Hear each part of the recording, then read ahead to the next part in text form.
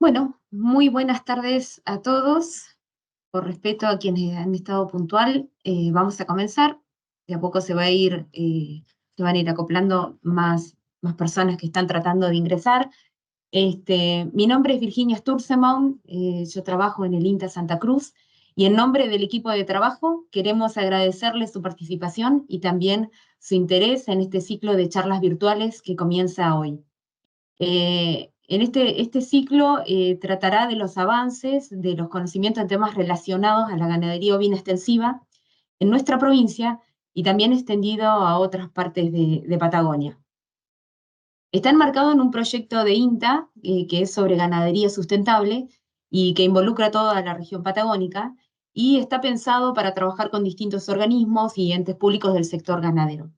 Es por eso que queremos agradecer el acompañamiento a la organización de este ciclo, a la Federación de Instituciones Agropecuarias de Santa Cruz, al Consejo Agrario Provincial, al Instituto de Promoción de Ganadería y a SENASA. Como para que todos sepamos, estamos en una plataforma llamada Teams y es similar a otras que conocen, como puede ser Meet o Zoom. Como sabemos que ustedes están ahí porque aparecen los nombres, no podemos verlos y los micrófonos están muteados. De todas maneras, y como para una manera de organizarnos, al final de cada charla vamos a responder las preguntas. Para eso, en la parte superior de la pantalla, ustedes ven seguramente un icono que dice PIR, que significa preguntas y respuestas, donde ahí pueden escribir las preguntas que quieren hacer al expositor y se contestarán al final de la charla. Este, mm, bueno, este ciclo de charlas va a durar principalmente el mes de junio. También en julio tenemos una charla más y otra más después vamos a tener en agosto. Van a ser los martes y jueves, siempre a las 6:30 de la tarde. Por ahí la semana de varios feriados ahí cambia, pero de todas maneras eso lo vamos a avisar. Y siempre nos encontraremos en este mismo link, en este mismo enlace. De hecho, si ustedes conocen a alguien que quieren sumarse a este ciclo de charlas, le pueden compartir el link y directamente sin inscribirse, así tal cual lo hicieron ustedes, pueden ingresar. El programa de cada semana lo vamos a compartir cada lunes por el Facebook de INTA Santa Cruz, también por redes sociales y grupos de WhatsApp. Y también pueden comunicarse con nosotros a las agencias de extensión rural que tiene el INTA. Bueno, antes de iniciar, los voy a dejar con el director de la Estación Experimental INTA Santa Cruz, el ingeniero forestal Fabio Moscovich, quien nos dará una bienvenida. Fabio. Dale, gracias Katy. Buenas tardes a todas y todos los que están presentes. Si bien no nos podemos ver, pero como decía Katy, tenemos sus nombres ahí y creo que la participación ya es por demás destacada.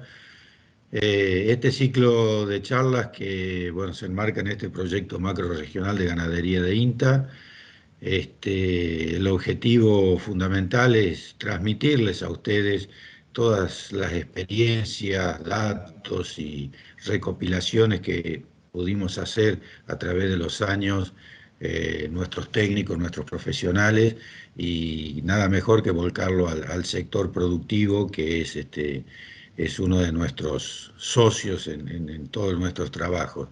Así que en particular la charla de hoy a cargo del ingeniero Boris Díaz, el tema de agua es fundamental, no solamente en nuestra provincia, sino a nivel global. Cada vez es más acuciante el uso, manejo y saber qué está pasando con el agua.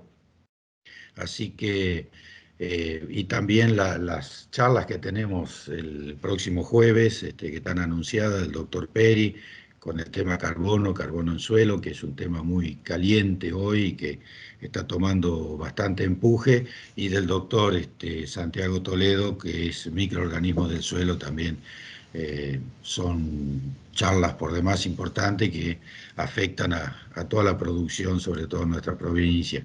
No quiero robarles más tiempo, sé que los tiempos son acotados, Boris tiene muchas cosas para decir y súper interesante, así que nada más que darles la bienvenida nuevamente, agradecer la participación y los esperamos ver en todas las charlas que tiene programado el proyecto en este mes de junio y parte del mes que viene. Así que espero que disfruten y podamos aprender todo de los expositores que están dispuestos en la grilla que se armó en el proyecto. Buenas tardes para todos y adelante, Boris. Ujú.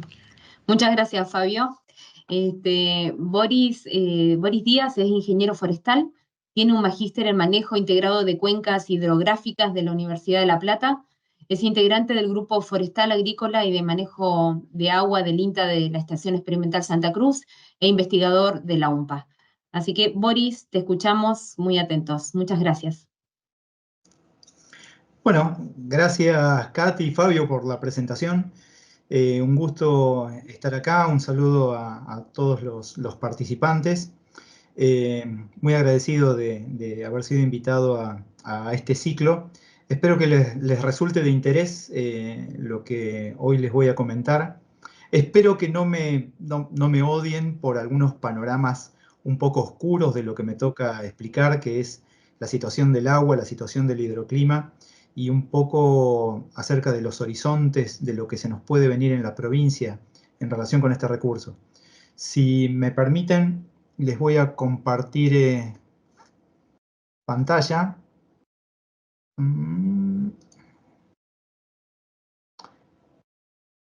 ¿La están viendo? Sí, sí, se ve bien. Buenísimo. Sí, sí se ve. Muchas gracias.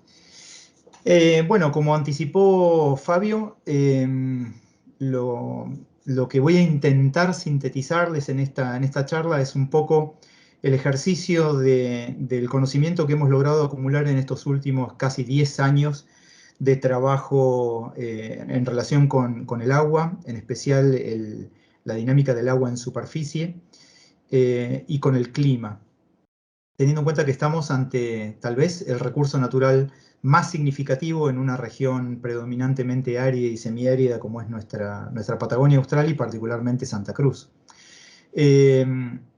Todo lo relacionado con estos estudios son cuestiones altamente dinámicas, es decir que lo que hoy les voy a presentar es un estado de situación de lo que sabemos hoy en día, pero permanentemente como parte de líneas de trabajo de nuestra propia experimental y del centro regional, en este caso a través de un proyecto particular que se llama Proyecto Regional de Agua.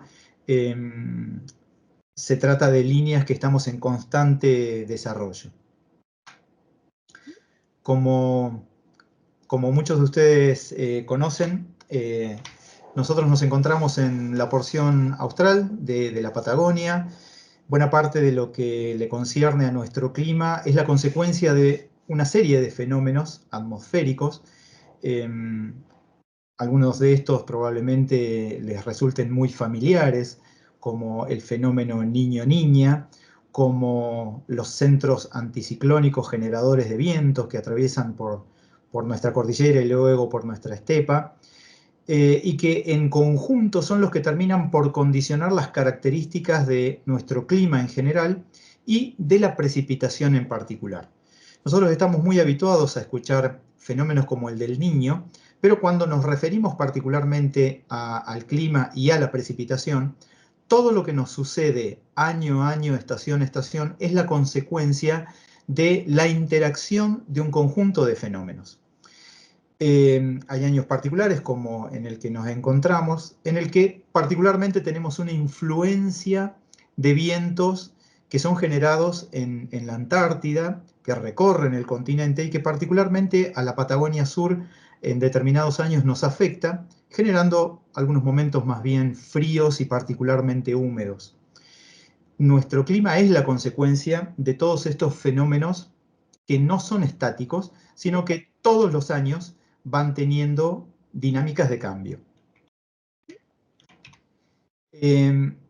No obstante, estas dinámicas, particularmente en la región austral y muy específicamente en Santa Cruz, algo que nos caracteriza es que tenemos una predominancia de temperaturas por debajo de 10 grados en promedio al año y regímenes de precipitación que se encuentran, en el mejor de los casos, entre 220 o menos de 250 al año. Todo eso hace que nuestra región sea predominantemente árida. El conjunto de estas temperaturas y precipitaciones prácticamente cubren todo el territorio de la provincia, con excepción de la cordillera, y son los que terminan por condicionar no solo los aspectos climáticos, sino también los aspectos de la vegetación que cubre el territorio. Como muchos de ustedes conocerán, buena parte de todos estos fenómenos meteorológicos y sobre todo el impacto que tienen en la precipitación está fuertemente condicionado por la cordillera. Buena parte de las masas de aire que transportan agua en la forma de lluvias, en la forma de nieve, tienen una fuerte influencia del cordón cordillerano que determina que buena parte de estos fenómenos transcurran en la cordillera y sobre todo hacia el occidente de la cordillera y finalmente no tanto sobre nuestras estepas. Eso determina que finalmente el grueso de nuestro territorio tenga características de aridez y semiaridez. En esta imagen nosotros lo estamos viendo en colores de tono anaranjado, rojizo, que muestran situaciones en donde la precipitación en términos generales no logra superar los 150, 160 milímetros al año, en lo que pudiéramos llamar un año normal. Ya les voy a explicar en qué consiste este año normal. Por fuera de estas regiones tenemos alguna influencia de las precipitaciones en la franja costera, un poco de influencia en el sur debido al estrecho de Magallanes y fuertemente en el cordón cordillerano, un poco más de precipitaciones asociados a este fenómeno que les explicaba de vientos que descargan mayormente precipitaciones en esa región. Esta situación de aridez y semiaridez predominante condiciona mucho de la precipitación, junto con otro factor que se los voy a explicar cortito acá, pero que va a ser la base de todo lo que vamos a charlar a lo largo de esta presentación. Todo lo que guarda relación con la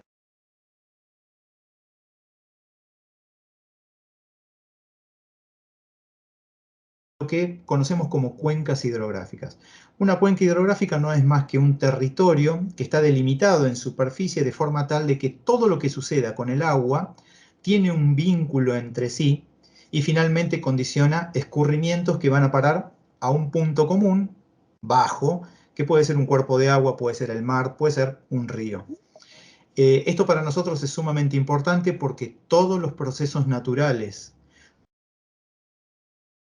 procesos relacionados con los recursos naturales y con las actividades económicas que se apoyan en esos recursos naturales, tienen un vínculo más fuerte dentro de los límites de una cuenca hidrográfica que entre cuencas vecinas. Entonces, para nosotros, la cuenca hidrográfica no solo es importante para entender todo lo que suceda con el ciclo hidrológico y con el clima en particular, sino porque todas las interrelaciones entre los recursos naturales y las actividades económicas van a tener dentro de estos límites una mayor interdependencia que cuando nos refiramos a cosas que están por fuera de estos límites. Para poder entender bien lo que sucede con el agua, tenemos que empezar con la climatología. Les comentaba que estamos en una región mayormente árida y semiárida. En el caso de Santa Cruz, eso significa una mayor proporción de nuestro territorio, en general por debajo de los 200 milímetros anuales. Esto es dentro de lo que nosotros podemos considerar un año normal. Un año normal no es más que un lapso extenso de años dentro del cual nosotros hemos podido estudiar cuál es el comportamiento promedio, asumiendo que en un año de las características, de cualquiera características que sean similares a las que ocurrió dentro de este periodo de 20 años, bueno, pues deberíamos esperar exactamente la misma precipitación. Este lapso de tiempo de referencia para nosotros en Santa Cruz va desde el año 95 hasta el 2014. Gracias a que nosotros podemos fijar un periodo de referencia de este tipo, entonces podemos estudiar cómo es la distribución de años de precipitación comparándolo con este periodo normal. Así es que, como se puede ver en el gráfico de la derecha, a la derecha lo que estamos viendo es una zona por debajo de una curva que está identificada como 0,2. ¿Qué significa esa curva? Significa que por debajo de esa región, en la zona centro y sur de la provincia, las precipitaciones son de régimen isohigro. ¿Qué quiere decir? Que a lo largo del año no experimentan grandes variaciones en un año normal. Es decir que de pronto un año, un marzo, puede llover exactamente lo mismo que un julio, que un diciembre, y en otro año, cualquiera de los meses puede llover exactamente lo mismo que en el año anterior o en el año por venir. Es decir, no existen grandes variaciones entre los meses, como sí sucede en la región central y norte de la provincia o sur de Chubut, donde la tonalidad roja nos da una idea de que tenemos una estacionalidad con un periodo seco más bien marcado. Esto para nosotros es importante porque dentro de un rato, cuando empecemos a hablar de cambio climático o de variabilidad climática, el tener una idea de cómo esperamos que se distribuyan las lluvias normales a lo largo del año es importante. Ustedes saben, mejor que nosotros, que en el sector agropecuario particularmente, no solo la cantidad de precipitación total, sino cómo se acomoda dentro del año, puede jugar un rol significativo en la producción, por ejemplo, de pasto. Entonces, que nosotros empecemos fijando este comportamiento en la región es significativo para poder entender después cómo esto está tendiendo a cambiar. En nuestra región, las precipitaciones no tienen grandes cambios entre las estaciones. Aproximadamente en la provincia de Santa Cruz tenemos una lámina media anual del orden de 226, 227 milímetros por año, que representan un volumen total de agua esperado de poco más de 73.000 hectómetros cúbicos. Parece un montón de agua, pero dentro de un rato vamos a ver que cuando lo comparamos con la evaporación total del territorio, este agua no es tan significativa. Dentro del año, en general los otoños y los inviernos tienden a ser las estaciones con un ligero plus de precipitación en relación al verano y la primavera, pero sin que necesariamente esos volúmenes sean significativos. Fíjense que entre el momento de mayor precipitación, que es el otoño, estamos en el orden de poquito menos del 30% de precipitación, en relación con un verano en el que estamos un poquitito por debajo del 24%. El grueso de nuestro territorio tiene características áridas, estamos por debajo de 200 milímetros anuales, pero en regiones extremas de nuestra provincia, como es el cordón cordillerano, estas precipitaciones pueden fácilmente alcanzar poco más de 1000 milímetros anuales, como en el suroeste y noroeste de la provincia, o incluso valores tan extremos como 9000 a 12000 milímetros anuales en la zona del campo de hielo. Incluso estas precipitaciones se levantan un poquitito en promedio en torno al Golfo San Jorge y en proximidad del Estrecho de Magallanes, justamente porque son zonas de influencia marítima o que no tienen tanta influencia de la cordillera y permiten un poco más de pluviometría anual. Si nosotros nos aferramos al concepto de cuenca, en nuestra provincia tenemos 14 grandes cuencas, que son las que determinan 14 grandes vías de circulación o escurrimiento en superficie, cada una de ellas fácilmente identificables por los ríos que la drenan, como por ejemplo el río Gallegos en la región 13, el río Coile en la región 12 o el río Santa Cruz en la región 9, y que se caracterizan por tener distintos regímenes de precipitación. En este caso, distintos tonos, distintos colores, en cada una de las cuencas, asociados al gráfico que ven a su derecha, les muestran cuáles son las precipitaciones medias normales propias de cada una de estas regiones. Es fácil darse cuenta que en la región cordillerana, las 4 grandes cuencas compartidas que tenemos con Chile son las que reciben mayor pluviometría anual. Desafortunadamente, estas regiones provocan escurrimientos que terminan en el Pacífico y no drenando sobre la provincia de Santa Cruz. Si nosotros descomponemos toda la precipitación en las estaciones, no es mi intención que se vuelvan locos con estos números, de todas formas son presentaciones que van a quedar después de acceso libre y público, como para que puedan ver un poco más en detalle los valores. Mi intención en esta diapositiva es mostrarles que, en términos generales, las precipitaciones mayores para todas estas cuencas replican un poquitito lo que habíamos visto en términos generales para toda la región. otoño e invierno tienden a ser las zonas con mayor pluviometría para muchas de nuestras cuencas, pero esto no es una regla general. Tenemos regiones que están ubicadas en el centro y sur de la provincia, como la región del Vizcachas, el Coile y el Gallegos, en donde de pronto el otoño sí se mantiene como un momento de mayor pluviometría, pero en distintas cuencas, en ocasiones la primavera, como en el Vizcachas, o el verano, como en el Coile y el Gallegos, tienden a ser también momentos de mayor pluviometría, más que el invierno, por ejemplo.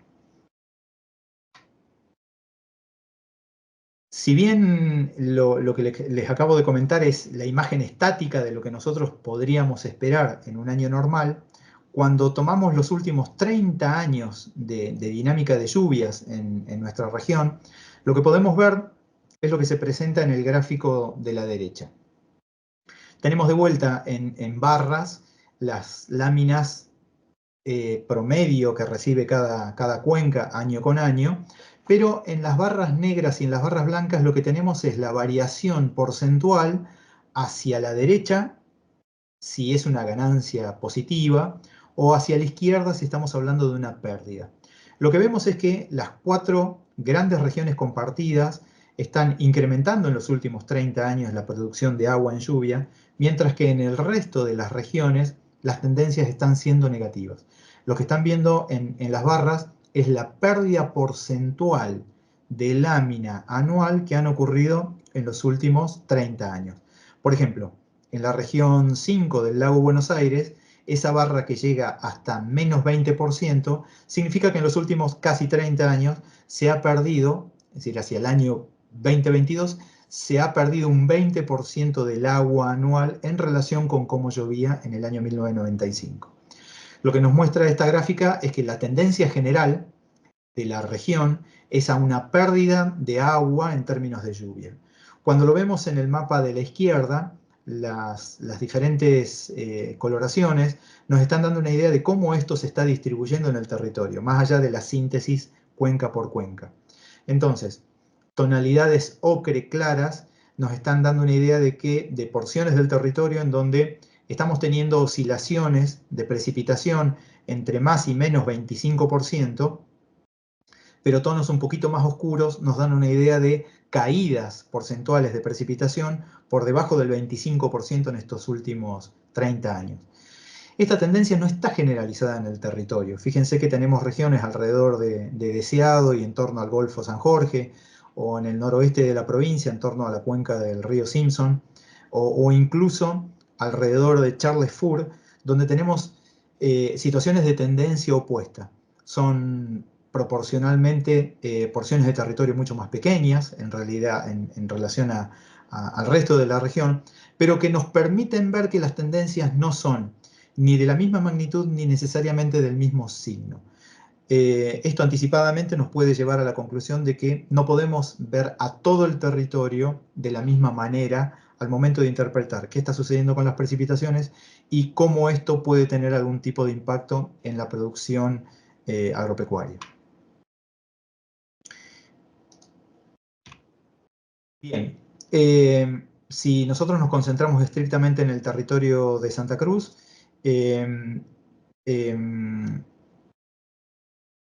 cerca de un 83% del territorio se encuentra en estos últimos 30 años que han pasado en una oscilación en relación a ganar o perder lámina de lluvia entre un más y un menos 25% en relación a lo que sucedía 30 años atrás. Es decir que mayormente en estos últimos 30 años tenemos una gran variabilidad de precipitaciones entre más y menos un 25% de lo que sucedía hace 30 años. Y aquellas regiones que marcadamente están perdiendo agua o que marcadamente la están ganando, proporcionalmente representan poco del territorio. Poco más de un 6% con pérdidas claras de precipitaciones y poco más de un 11% con ganancias claras.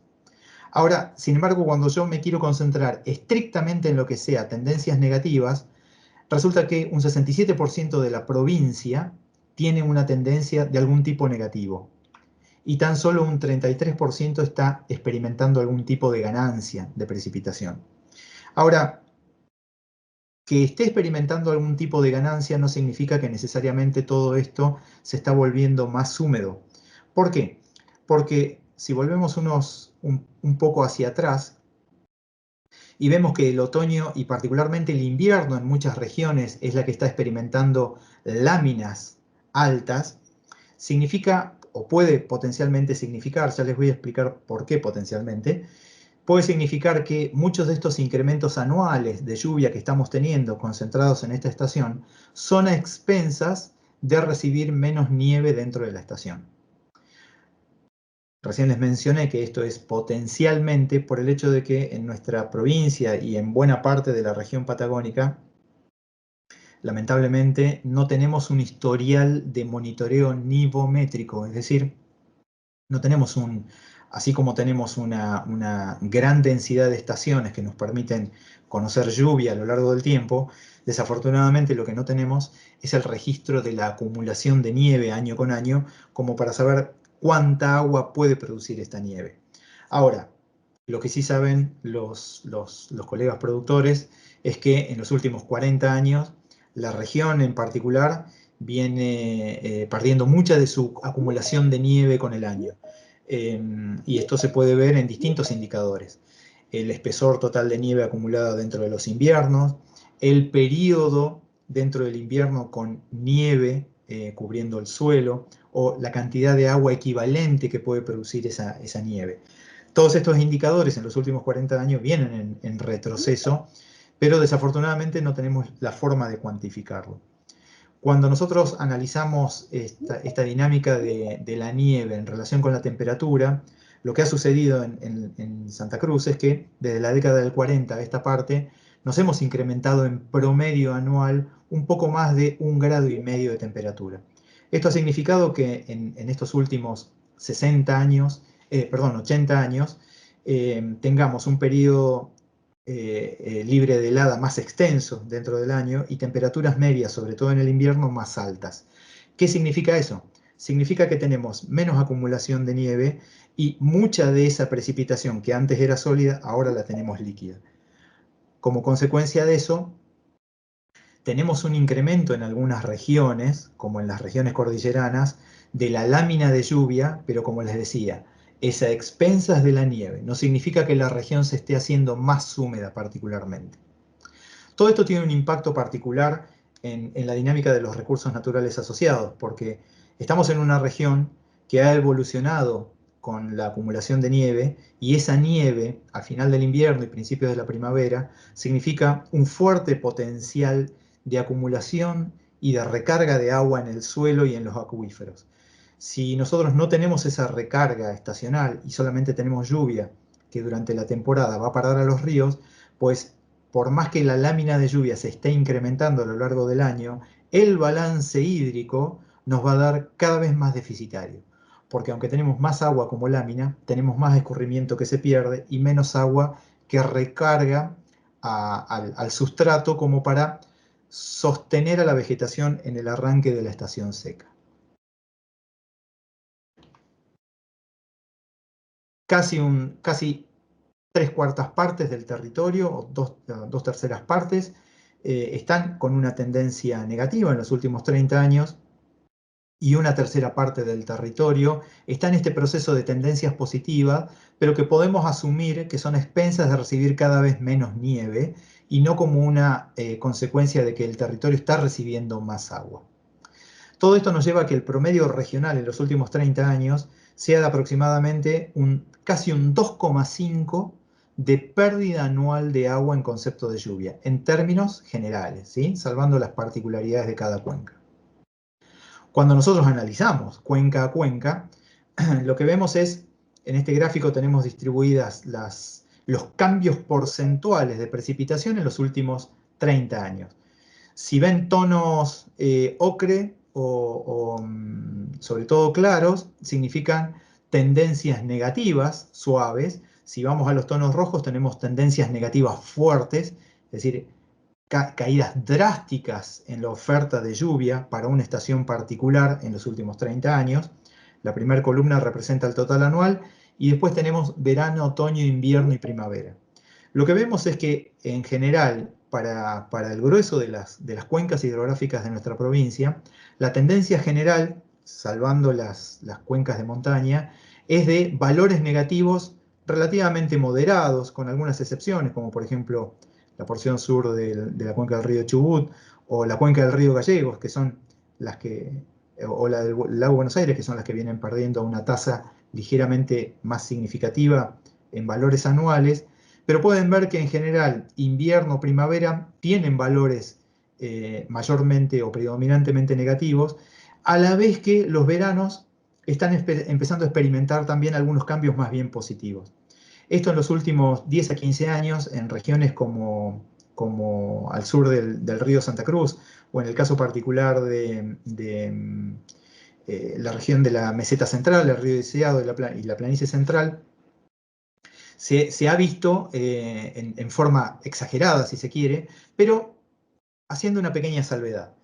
Estamos en la región que históricamente ha tenido la menor de las precipitaciones históricas. Entonces, pequeños cambios de la lámina anual pueden significar grandes proporciones cuando yo las estudio en términos porcentuales. ¿Qué quiere decir? Que si, vamos a suponer, en la planicie central durante el verano llueve 1 milímetro, dentro de los 3 meses del verano, y en un año particular llueven 2, entonces estoy ante un 100% de incremento. Entonces, sin que necesariamente esos 2 milímetros de más signifiquen un cambio en la vida de los ecosistemas de la planicie central. Entonces, estos valores porcentuales que están presentados en esta tabla son interesantes para ver cómo se están manifestando las tendencias de las lluvias en los últimos 30 años, pero sin que necesariamente las láminas reales signifiquen cambios significativos o brutales desde el punto de vista de la oferta de agua. Sí nos sirven para ver, como una conclusión preliminar, y enfatizando lo que ya les había comentado hace un rato, que no todo el territorio se comporta de la misma manera, ni siquiera en el mismo sentido, ni con las mismas magnitudes. Y que entonces, cuenca a cuenca, tiene que ser evaluada dentro de sus propios límites para entender qué está sucediendo con la entrada de agua dentro de cada una de estas cuencas y cómo ese agua después se transforma en agua disponible para los ecosistemas o para la producción. Lógicamente, si tengo cambios, dinámica de cambios en las precipitaciones, también las voy a experimentar en cómo ese agua se concentra y fluye en superficie. En este gráfico lo que estamos viendo es para cada una de las grandes cuencas hidrográficas, por lo menos aquellas que disponen de ríos significativos, qué es lo que está pasando con los caudales en los últimos 30 o 40 años. En cada una de estas cuencas tiene una historia distinta en términos de la producción de estadísticas, entonces van a ver ustedes que son distintos los historiales a partir de los cuales uno puede cuantificar cuánta agua está fluyendo. Pero esas flechas rojas o verdes lo que están evidenciando es qué es lo que está pasando particularmente en la última década, que es un momento en el que nosotros podemos comparar a todas las cuencas. ¿Qué quiere decir? Hay regiones que tienen historiales más largos, otros historiales más cortos. No podemos compararlos a todos con todo su historial. Sería incorrecto porque a lo largo del tiempo los caudales cambian.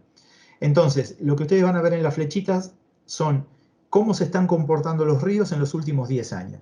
Y en términos generales lo que vemos es que todos aquellos ríos que mayormente tienen una alta proporción en la estepa, en los últimos 10 años están manifestando una merma en los caudales.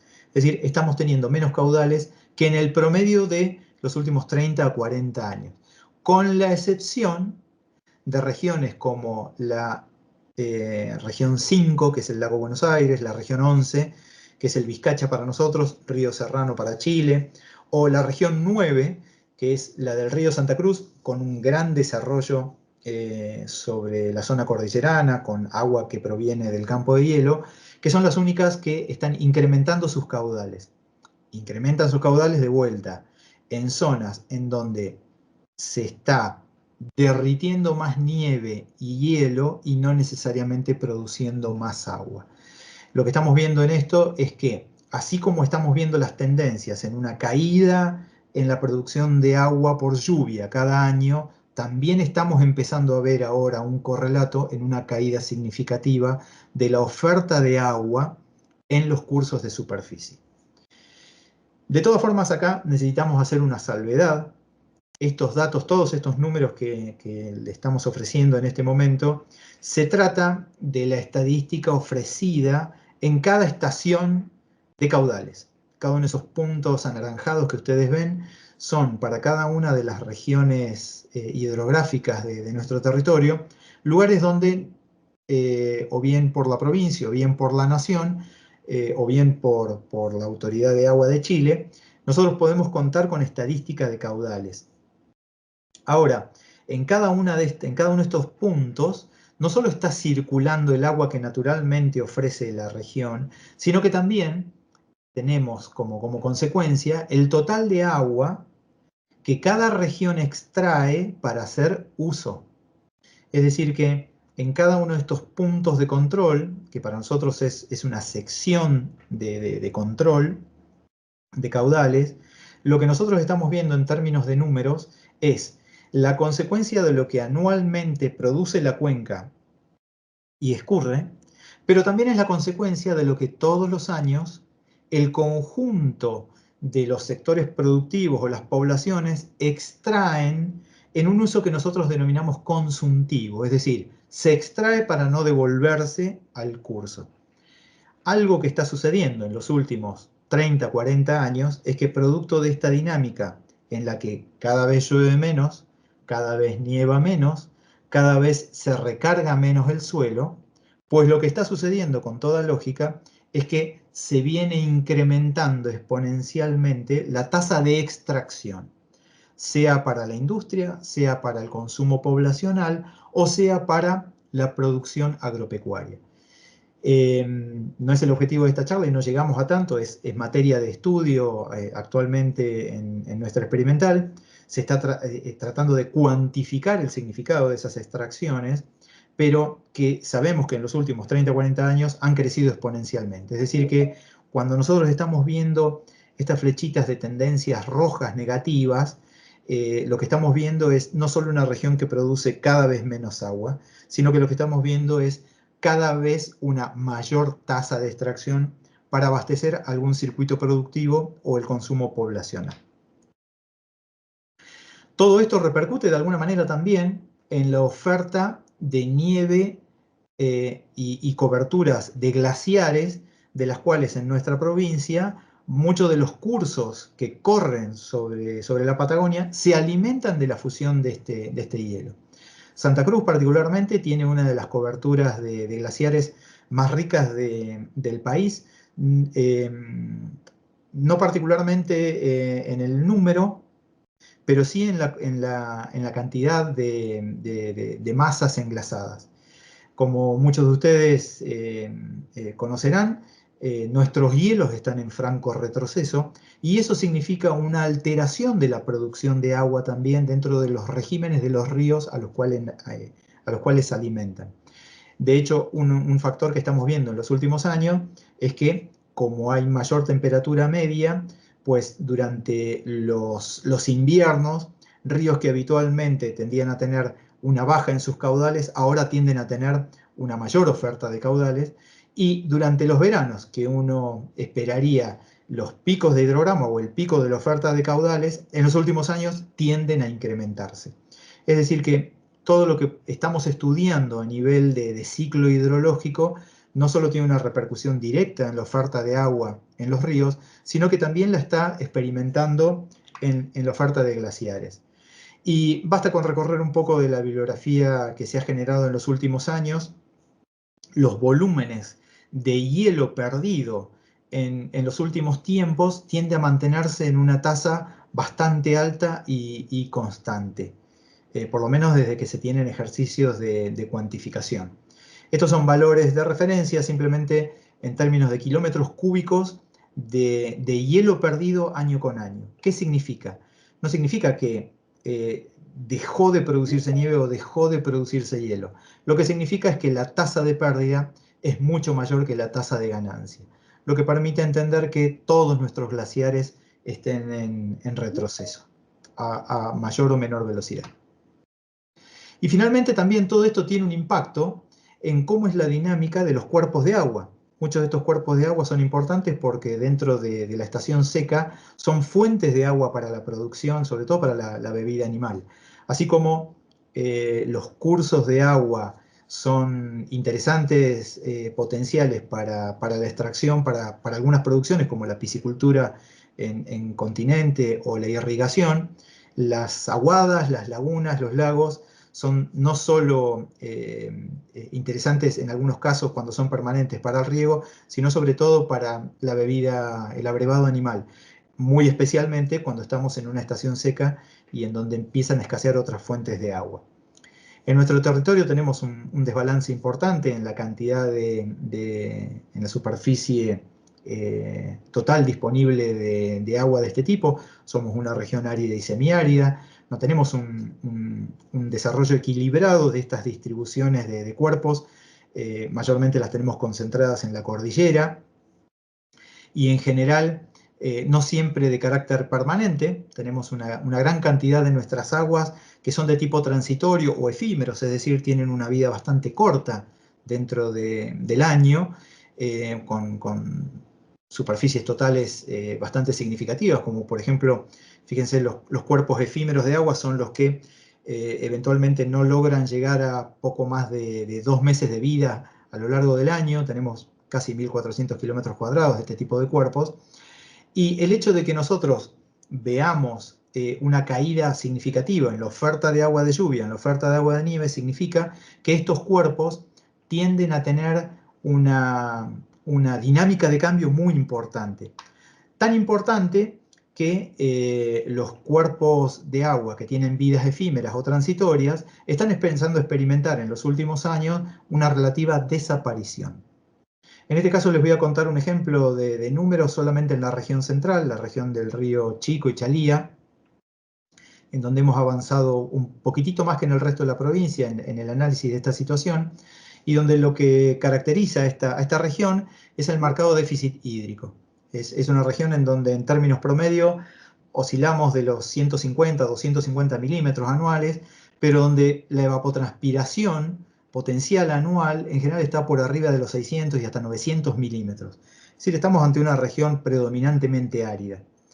Lo que estamos viendo en los últimos 30 años es que si categorizamos todos los cuerpos de agua, las aguadas, las lagunas sobre todo, lo que vemos es un balance marcadamente deficitario. Es decir, estamos perdiendo en los últimos 30 años a razón de casi 25 kilómetros cuadrados por cada 30 años de cuerpos de agua que ya no son permanentes o transitorios como lo eran durante el año 1995.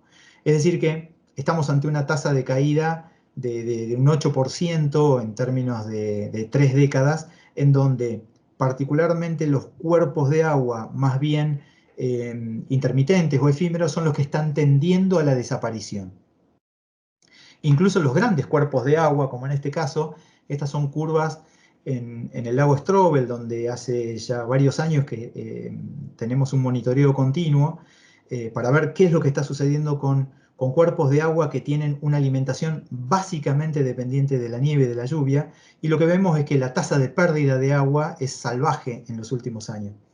En este caso, es muy significativo el monitoreo que estamos haciendo en términos de la pérdida de volumen, por el hecho de que, por la topografía que tiene este lago, si uno lo analiza desde el punto de vista de las imágenes satelitales, no pareciera haber perdido mucha superficie, porque se trata de un lago con pendientes muy abruptas en sus márgenes, pero cuando lo analizamos desde el punto de vista de la pérdida de tirantes, lo que vemos es que en los últimos poco más de 17 años, el lago ha perdido más de 6 metros de tirante, a una tasa que se viene acelerando en los últimos tiempos. Es decir, hasta antes del año 2020 observamos una tasa de pérdida de volumen del orden de poco más de 33 centímetros por año, y en los últimos 4 años, que es el momento en el que hemos podido empezar a hacer un seguimiento mucho más intensivo, estamos un poquitito por debajo de los 50 centímetros de pérdida de tirante por año.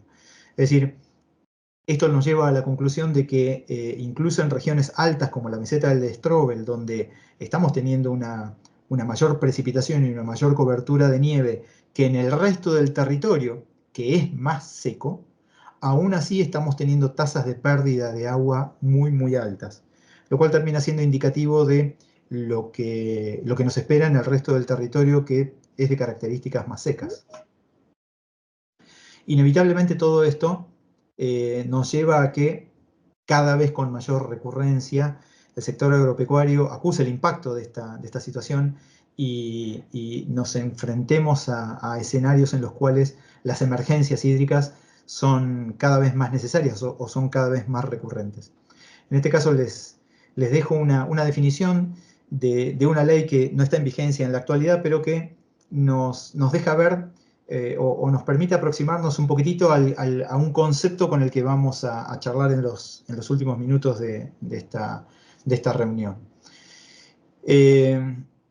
Una situación de emergencia, en este caso, es aquella en la cual, producto de factores climáticos, estamos ante una situación que por su intensidad repercute negativamente en una actividad. En este caso, si estamos hablando de una emergencia agropecuaria, estamos ante una situación en donde la intensidad del fenómeno está teniendo algún tipo de impacto negativo sobre la actividad. Así es como la podemos definir en términos legales. Ahora, ¿qué significa que todas estas tendencias que estamos viendo repercutan de alguna manera negativa en la producción? Bueno, para poder analizar esto tenemos que meternos en el concepto de la sequía. Es un concepto que en los últimos años forma parte muy, muy habitual y muy recurrente del discurso, pero para la cual es bastante complicado trabajarla porque no es un fenómeno sencillo de estudiar. Es un fenómeno que, dado que ocurre muy lentamente, es bastante difícil de dimensionar cómo sucede, cuándo comienza, cuánto dura, cuándo termina y cuál fue el impacto final que provocó en alguna actividad después de que el fenómeno terminó. Es un proceso que no solo desde lo atmosférico y desde lo climático es bastante difícil de seguir, sino que cuando uno después está interesado en hacer un seguimiento del impacto social o económico, es mucho peor de interpretar, porque los impactos son mucho más lentos todavía y más desfasados desde que ocurren en la climatología. Incluso hay ocasiones en donde un evento puede terminar y quizás los impactos en una socioeconomía regional se ven mucho tiempo después, aun cuando el fenómeno ya se revirtió. En términos generales, esto no es que nos pase solo a nosotros, pasa en todo el mundo. Las decisiones a nivel Estado o gobierno suelen ser reacciones más bien tardías, no en general cuando está empezando a desencadenarse. Y esto guarda relación con cómo en un territorio se conoce al fenómeno. Cuanto menos se lo conozca, más tardías suelen ser las reacciones. Lógicamente, como todo evento natural, las sequías no se limitan a divisiones políticas administrativas del territorio, lo cual para poder interpretarlas y conocerlas acabadamente uno tiene que basarse en otros límites territoriales, como por ejemplo las cuencas hidrográficas, y tomando a este espacio territorial como referencia, pues se trata finalmente de un fenómeno que se puede caracterizar un poco mejor. Incluso, como les había contado al comienzo de la charla, como todos los fenómenos asociados al agua se entienden mejor y todas sus interdependencias se comprenden mejor dentro de los límites de una cuenca, es mucho más fácil también interpretar los impactos de una sequía dentro de los límites de una cuenca y no dentro de un territorio administrativo como una provincia. El proceso es bastante complicado, hay muchas formas de verlo, hay muchas formas de analizarlo. En general, como lo vamos a explicar ahora en las siguientes diapositivas, fuertemente nos focalizamos en el comportamiento de la lluvia. En general, en territorios como el nuestro todavía no tenemos la suficiente información como para avanzar a otro tipo de sequías que no sean las meteorológicas, como las sequías agrícolas, las edafológicas, la hidrológica o los impactos socioeconómicos de las sequías. Sí, todo esto es objeto actualmente de líneas de trabajo dentro de INTA, y es de esperar que tal vez en futuras charlas o en futuros ciclos podamos nutrir estas conversaciones con más información respecto de esos indicadores. Pero sin embargo, si nos quedamos con el concepto de sequía meteorológica, y nos concentramos en datos que ya estuvimos charlando hace un rato sobre cómo llueve en la provincia, lo que podemos ver es que en los últimos 30 años, cuando lo analizamos desde algunos indicadores, en particular de la sequía, lo que vemos es que en términos generales, no se horroricen por favor por el color rojo, me gusta ser un poco dramático, así que usar esa paleta asusta un poco, pero no necesariamente es algo significativo. Lo que vemos desde el punto de vista de la duración y la severidad de las sequías es que en los últimos 30 años, en realidad, estamos teniendo una tendencia negativa respecto a estos indicadores. ¿Qué quiere decir? Que en los últimos 30 años, la duración media de los eventos de sequía, cada vez que suceden, tienden a ser progresivamente menores. En este caso, lo que estamos viendo es que en los últimos 30 años me dice que la duración media de la sequía, expresada en número de meses, cayó prácticamente, en la duración en términos de meses, cayó prácticamente un 30%, un poquitito menos de un 30%.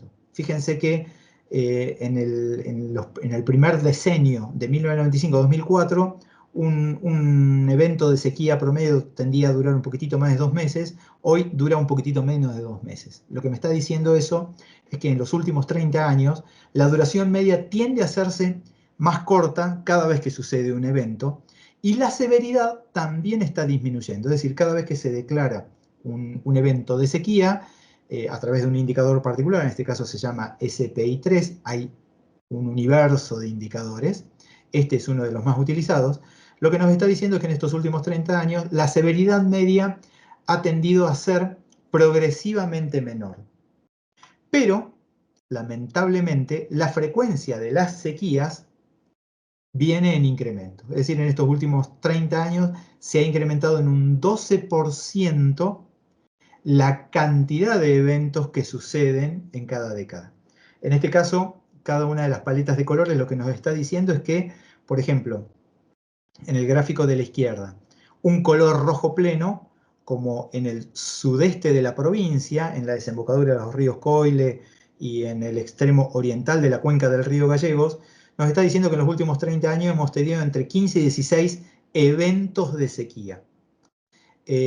Cuando consideramos frecuencias de sequías extremas, es decir, cuando el valor de este indicador se hace dramáticamente más alto, lo que vemos es que los valores, la cantidad de eventos que hay durante estos 30 años es notablemente menor, pero de vuelta tienden a concentrarse exactamente en las mismas zonas en donde habitualmente en estos últimos 30 años estamos teniendo una gran cantidad de eventos.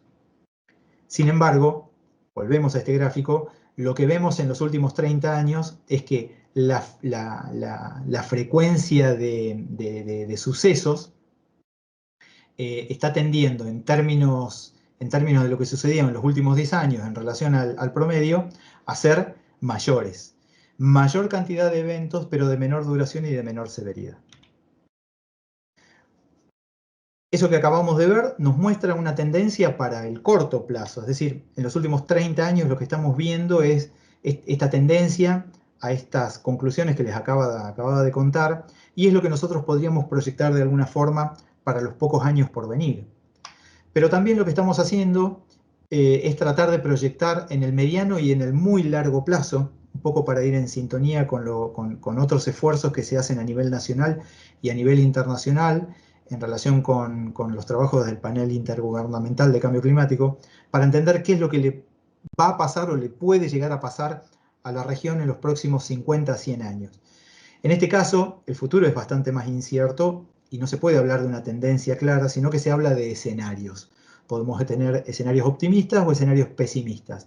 Escenarios optimistas son aquellos en los cuales todo lo que estamos viendo alrededor del cambio climático en el planeta se dé vuelta, de pronto de la noche a la mañana todo cambie para mejor, o en un escenario pesimista en el que finalmente todo siga sucediendo como sigue sucediendo en los últimos 40, 50 años.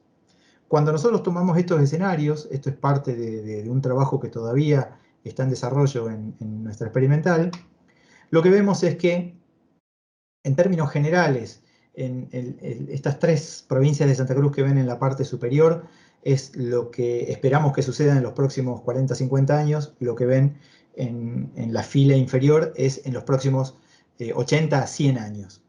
Bien, para cada uno de estos escenarios lo que vemos es que en términos generales no hay forma de revertir los procesos de tendencias a la seca. Es decir, lamentablemente estas tendencias, así como la estamos viendo en el corto plazo, todo permite proyectar que en el futuro no va a tener una reversión. Es decir, las tendencias siguen siendo progresivamente negativas. Claro que cuanto más pesimista sea el escenario, es decir, ante un cambio climático global en el que la temperatura promedio sea cada vez mayor, eso es lo que ustedes van a ver en los gráficos de la derecha, lo que van a ver es que los cambios en la precipitación anual van a ser cada vez con caídas más groseras. En este caso, la referencia, el color amarronado, nos está dando caídas en los próximos 80 a 100 años del orden de casi el 30% de precipitación en relación a lo que está sucediendo hoy. Es decir, que así como de alguna manera lo vimos en el corto plazo, en el mediano y en el largo plazo no hay absolutamente nada que muestre que estas tendencias van a revertirse.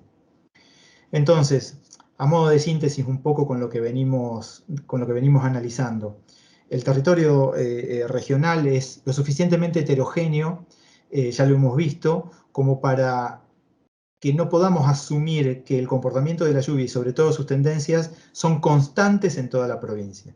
Y esto tiene repercusiones fuertes porque si bien hay una predominancia de las tendencias negativas, las magnitudes con lo que esto está sucediendo no son del todo iguales.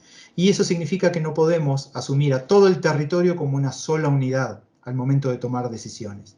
Es necesario hacer un ejercicio de la planificación hidrológica, no solo desde el punto de vista de las decisiones que toma un organismo público, autoridad de aplicación, sino también un productor, un conjunto de productores. No pueden asumirse esas decisiones como un comportamiento homogéneo en cualquier lugar de la provincia en la que se esté. La planificación tiene que ser la consecuencia de entender acabadamente bien lo que está sucediendo en cada porción del territorio y cómo esas tendencias están cambiando con el tiempo.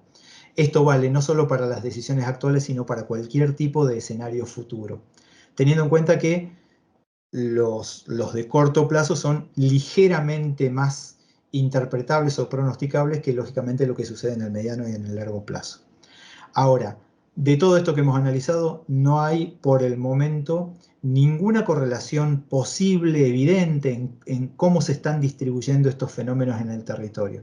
Y esto es importante tenerlo en cuenta porque significa que no es posible predecir de todo acabadamente lo que va a suceder. Nosotros lamentablemente estamos acostumbrados a consultar en los medios o ver los noticieros y fácilmente con una previsión de si este año va a ser niño o niña o si el mes que viene o dentro de 2 meses va a suceder tal o cual cosa, automáticamente eso va a significar más o menos agua, más o menos temperatura, más o menos viento. Lo que por el momento, con datos de 30 años de historial, podemos ver es que justamente no existen correlaciones suficientes como para que uno pueda hacer proyecciones tan certeras sobre ese tipo de escenarios futuros. Sí, lo que vemos a grandes rasgos es que claramente los eventos de sequía no son un fenómeno nuevo, hace 30 años que suceden, pero los indicadores que permiten describirlos no son del todo parejos en el territorio, aunque muy groseramente sí podemos ver que tienen o están tendiendo a tener frecuencias de ocurrencia mayores, aunque de duraciones y de severidades menores que las que han ocurrido en el pasado. Todo esto nos lleva, con esto ya vamos terminando, nos lleva a la idea de que hay sectores que se han comportado de forma diferencial en el pasado. Claramente el centro y el noreste de la provincia ha sido la más afectada en el pasado, pero lo que se ve en los últimos años es que algunos patrones en los que ocurre este fenómeno tienden a revertirse. En los últimos 10 años, por ejemplo, las regiones más impactadas han sido la región del Coile y buena parte de la región del Gallego, en relación a las tendencias que suceden en el centro y norte de la provincia. También esto nos ha llevado a que el concepto de la sequía todavía debe estudiarse mucho más, porque tengan en cuenta que nosotros lo analizamos solamente desde el punto de vista de la distribución de la lluvia, pero en esta charla yo no les expliqué nada en relación de cómo eso puede impactar en distintos aspectos del sector agropecuario. Y eso todavía necesita estudiarse. No está del todo claro cómo estas dinámicas impactan en distintas producciones agropecuarias. Sabemos que impactan negativamente, pero no en qué proporción o en qué medida de estos indicadores.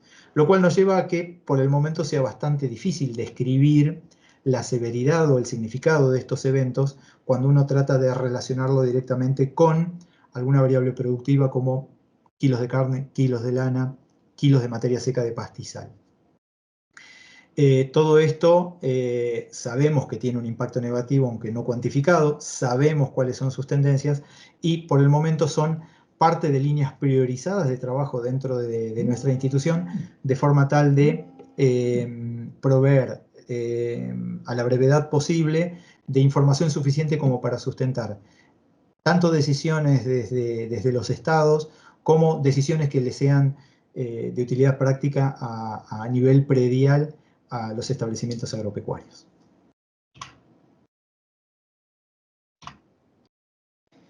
Espero que no se hayan cansado.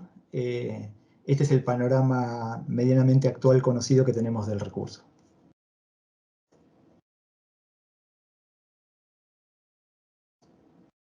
Creo que estás silenciada, Katy. Sí, gracias. Ahí. No, te decía. Muchas gracias por la presentación, mucha información e interesante. Tenemos un par de preguntas en la parte de preguntas y respuestas que invito a todos los que están conectados. Si quieren hacerle alguna pregunta a Boris, lo pueden hacer por ahí o también por el chat. Voy a leer de Eric, que escribió, dice: Boris, muchas gracias por tu presentación, muy interesante. Los valores de tendencia que mostrás en los gráficos ¿son de estaciones meteorológicas? ¿Han validado algún modelo global en la región, como IMERG, por ejemplo? Entonces, si querés primero contestar esto, después tiene otra parte más la pregunta. Dale, sí. Bueno, tenemos la base de datos institucional con la que contamos para esto, tiene una mezcla de fuentes. Tiene una gran cantidad de datos que proceden de estaciones meteorológicas oficiales, sea de la Dirección General de Aguas de Chile o del Servicio Meteorológico Nacional. Algunas estaciones meteorológicas también automáticas que proceden de algunas empresas, empresas del sector minero, empresas del sector petrolero, y también una gran cantidad de estaciones pluviométricas que proceden de observaciones de establecimientos agropecuarios. Para asegurar la calidad de estos datos, todos los datos son contribuciones voluntarias y totalmente de buen ánimo de una gran cantidad de gente, muy particularmente de establecimientos agropecuarios, y que nosotros procesamos mediante protocolos de la Organización Meteorológica Mundial para asegurar su confiabilidad. Eso no quiere decir que absolutamente todo dato que logramos juntar es el que utilizamos para estos trabajos. Lo que hacemos es apoyarnos en una red de colaboradores que ya hace muchos años que nos proveen de información, pero que regularmente, antes de poder considerarlas como información válida, la procesamos con un montón de herramientas y de procesos estadísticos bajo norma para asegurar su confiabilidad. Lógicamente esto lo hemos utilizado para comparar muchos de los modelos globales que andan dando vuelta, cada vez los hay más, pero afortunadamente ninguno de los modelos globales ha logrado superar la fiabilidad de la predicción que tienen estos modelos con datos terreno. Eso es porque, bueno, hay un universo de modelos globales con distintas filosofías con las cuales son generados estos datos, pero lo cierto es que ninguno de estos modelos dispone de una base de datos terrenos reales sumamente densa como la que contamos nosotros. Entonces, es bastante difícil que un modelo global logre superar la calidad de datos terrenos. Aún así, la base de datos lógicamente es mejorable, pero por el momento todas las pruebas que hemos hecho hacen que las bases de datos con las que contamos en la institución sean las más confiables. tenemos información. Después, cuando les quede todo esto públicamente, pueden recurrir a varios de los enlaces que les propusimos. Hay información sobre estas comparaciones en algunas de esas referencias, si les interesa. Bueno, y en una segunda parte de la pregunta de Eric, dice, otra cuestión que tal vez no llegué a entender, marcás un descenso del caudal anual para ríos, donde por la tasa de pérdida de masa de hielo sería esperable un aumento. Esto deja un poco la duda de la tendencia de pérdida de masa glacial, si la tendencia es constante o acelerada, como sería esperable. Bueno, en el caso de los ríos, el comportamiento que vos veas en la tendencia es una consecuencia, dentro de un año o entre años en particular, es una consecuencia de algo que se llama régimen de alimentación fluvial. Dependiendo de cómo un río se nutre de agua, es el comportamiento que uno espera ver a lo largo del año y es la tendencia que uno va a ver a lo largo de los años. Por ejemplo, ríos como el Gallegos y como toda la red tributaria se nutren muy principalmente, primero, de la fusión de nieve estacional y en segundo término, de momentos de precipitación que se concentran un poco en el invierno y otro poco en el otoño. Entonces, cuando yo tengo un río con ese régimen, la mayor oferta de caudal la espero encontrar entre finales de invierno, principios de la primavera, o tal vez en algún pequeño pulso dentro del otoño. Si yo quiero analizar la tendencia de este tipo de ríos, lo que tengo que ver es cómo el río o la cuenca tienden a ofrecer agua dentro de esos pulsos. Pero no es lo que esperaría yo ver cuando el río fuera de alimentación predominantemente glaciaria.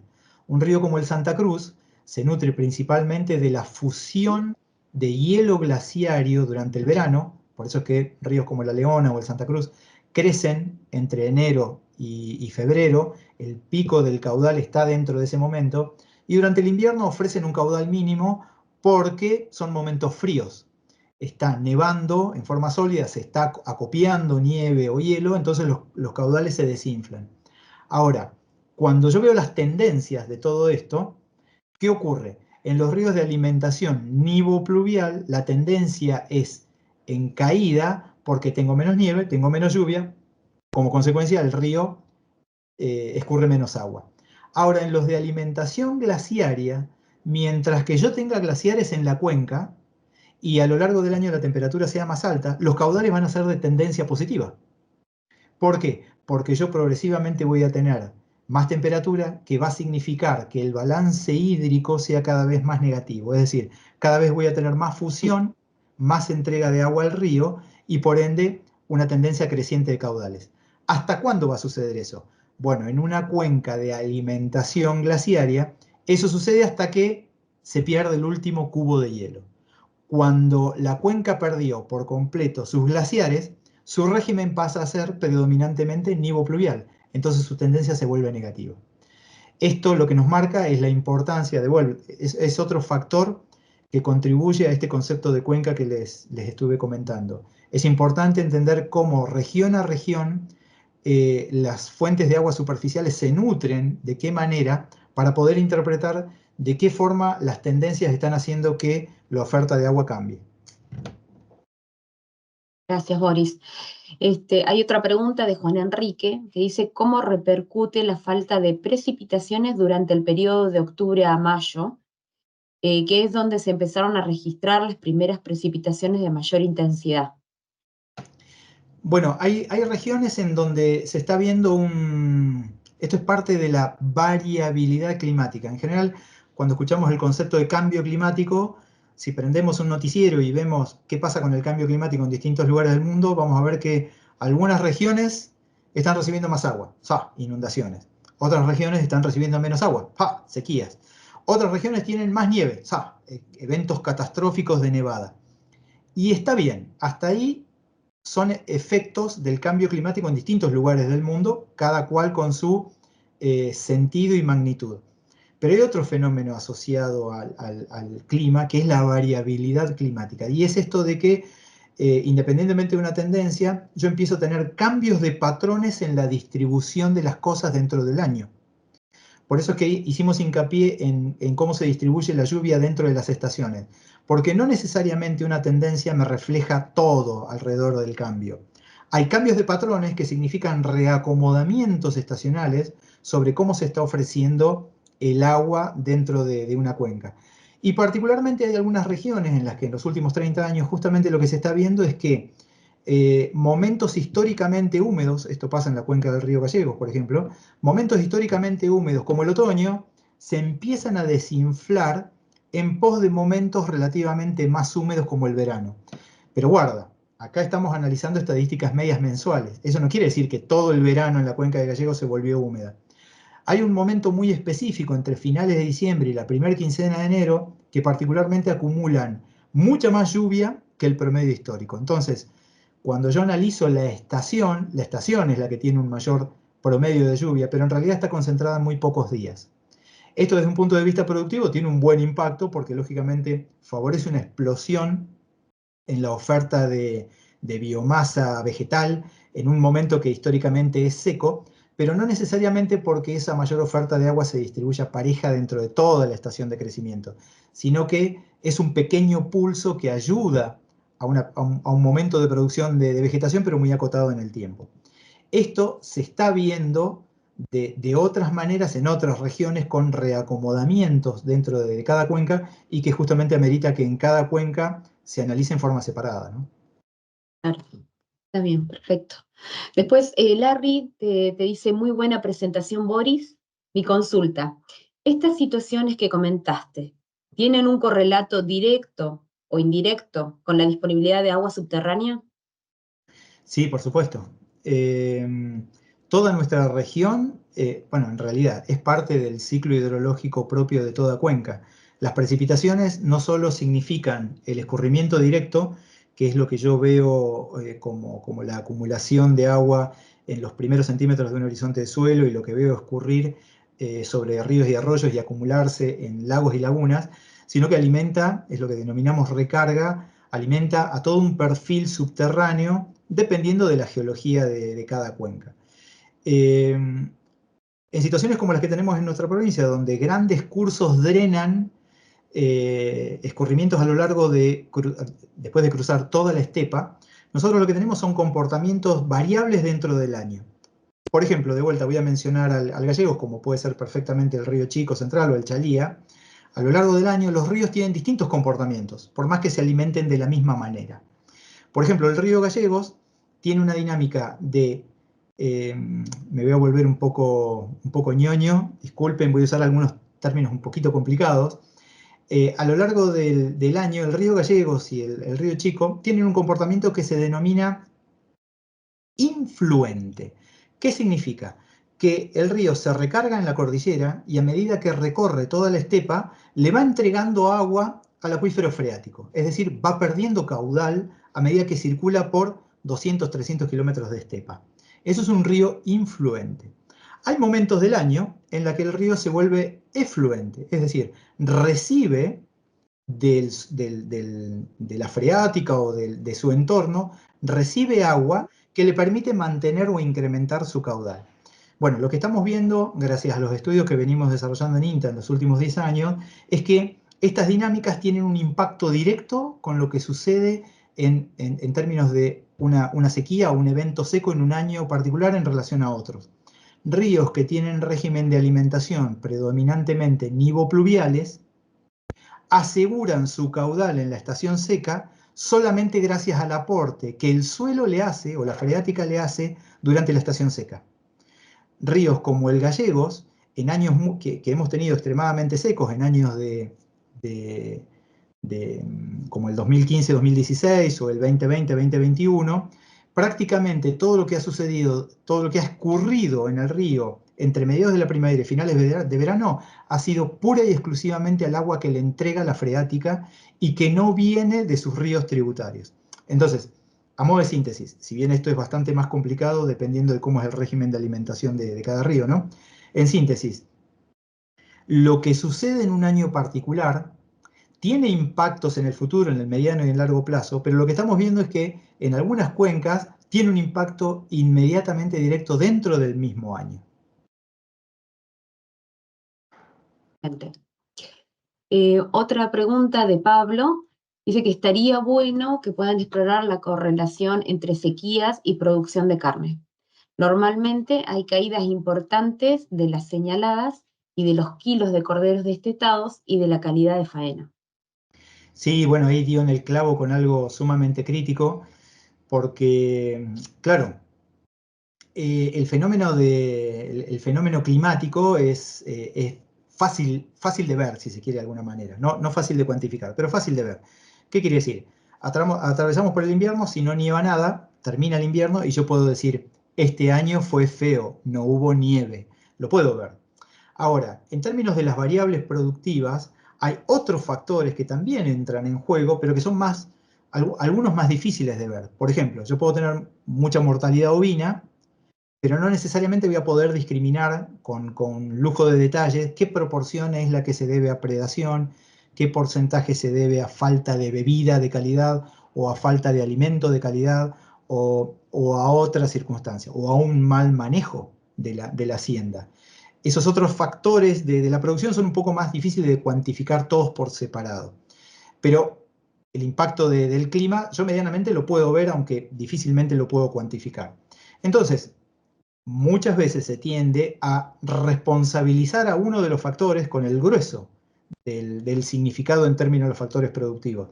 Cuando lo apropiado sería que tratemos de avanzar, y eso es parte de líneas de trabajo actualmente, tratar de discriminar cuál es la verdadera responsabilidad de cada factor para poder asignarle a cada uno una decisión particular. Justamente lo que estabas preguntando es parte del ejercicio que nos debemos del tratar de asignar cómo un evento de sequía, como un año particular o una estación particular donde la lluvia se mueve de tal o cual manera, impacta en algunos indicadores específicos. La señalada es uno, por ejemplo, la producción de materia seca por hectárea, por ejemplo, en términos de los pastizales, podría ser otra, o el rinde de una pastura, también podría ser otra, una pastura en secano.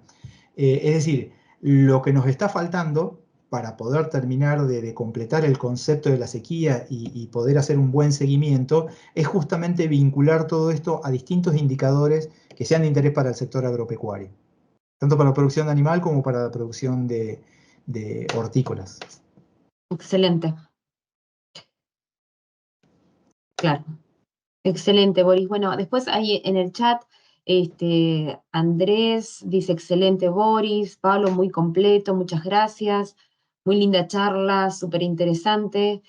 Y bueno, Juan y Celeste también, excelente exposición, muchas gracias. Bueno, hemos cumplido con esta primer charla sobre el clima y la situación de las aguas en nuestra provincia. Cumplimos con los horarios. Muchas gracias por haber estado todo este tiempo conectado y bueno, los esperamos para la próxima charla, que es el próximo jueves, también a las 18:30 por el mismo link. Ahí vamos a tener dos charlas, una que es sobre la huella y el balance de carbono, que va a estar a cargo del doctor Pablo Peri, y posterior a eso una charla sobre microbiología en el suelo y cuál es su impacto en la ganadería.